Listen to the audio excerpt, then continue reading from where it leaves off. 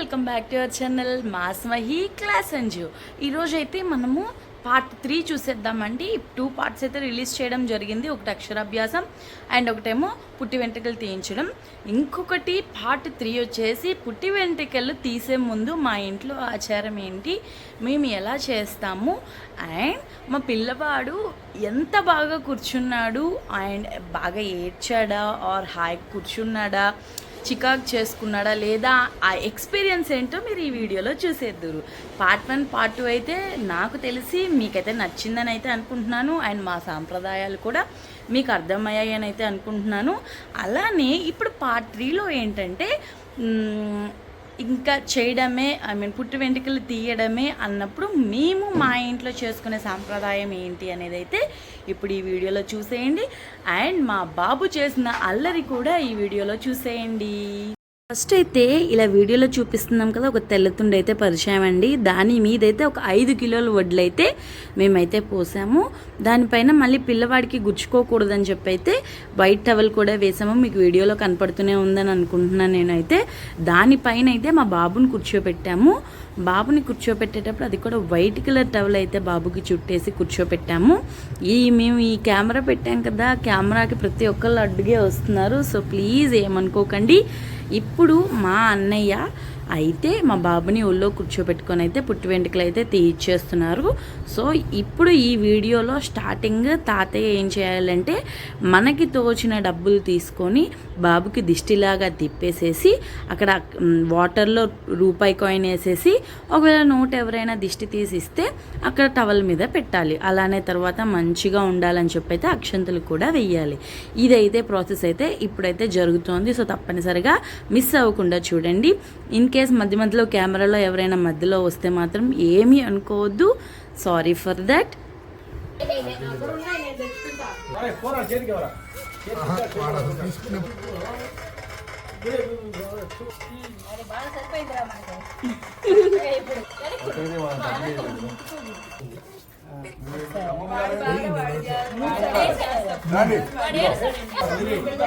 Phone అక్కడ పెడితే కనపడదు.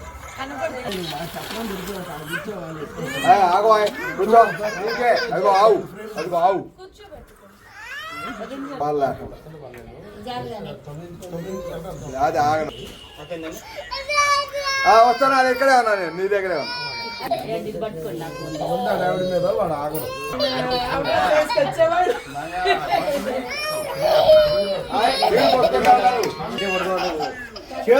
మేమైతే మా బాబుకి పంచశిఖలు కూడా పెట్టించామండి. సో అందుకని చెప్పైతే మా ఇంటికి వచ్చిన బ్రహ్మగారు అయితే చెప్తున్నారు ఎక్కడ పెట్టాలి ఏంటి అనేది.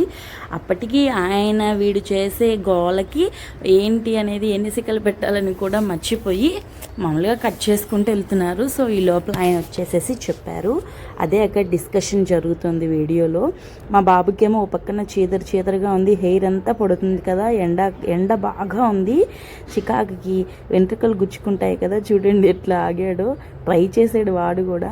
ఆ చికాకి బాగా విసుకొచ్చేసింది.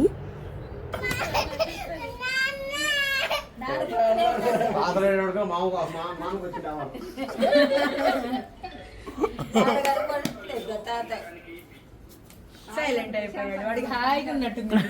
ఏదో చేస్తున్నారు నాకు కూడా, నాకు విడుదల.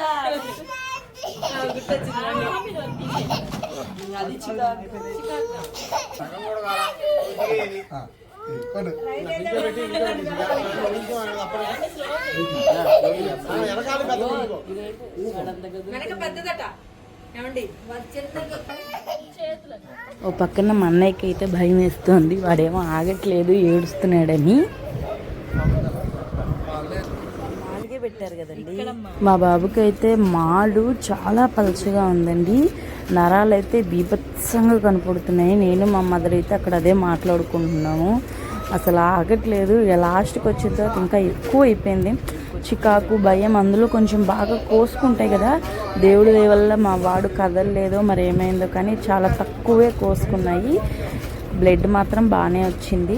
కానీ తప్పదు కదా, వాడికి ఎండాకాలం వచ్చే లోపల చేయించాలి, కొద్దిగా ఫ్రీగా ఉంచాలని అయితే మేమైతే 3rd ఇయర్ రాగానే స్టార్టింగ్లోనే పెట్టేసుకున్నాము. సో అందుకని మాకు ఇప్పుడు ప్రజెంట్ ఇబ్బంది లేకుండా ఉంటుంది. షుగర్ లెస్ అమ్మాయి పాలు తక్కువ పోయాము. అందరూ పెట్టండి. అది ఆడబెట్టే కాంట్రాక్ట్ వస్తుంది. నేను వెయిట్ పెడతాను. నేనే పెట్టాలి. అయిపోయింది అమ్మ.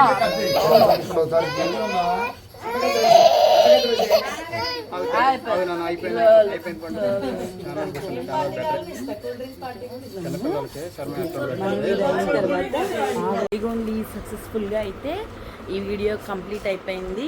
ఇప్పుడు నెక్స్ట్ మనం చెవులు కుట్టేటప్పుడు వీడియో అయితే నేను తీసాను, అది కూడా పెడతాను. మేము వీటన్నిటికీ హోమం అంతా ఒక్కసారి చేసేసుకొని ఆ తర్వాత 1 by 1 తర్వాత చేసుకున్నామండి. సో అందుకని నేనైతే ప్రతి వీడియోకి అయితే హోమం అనేది అయితే లింక్ చేయట్లేదు, అందుకని కొంచెం షార్ట్గా అనిపిస్తుంది.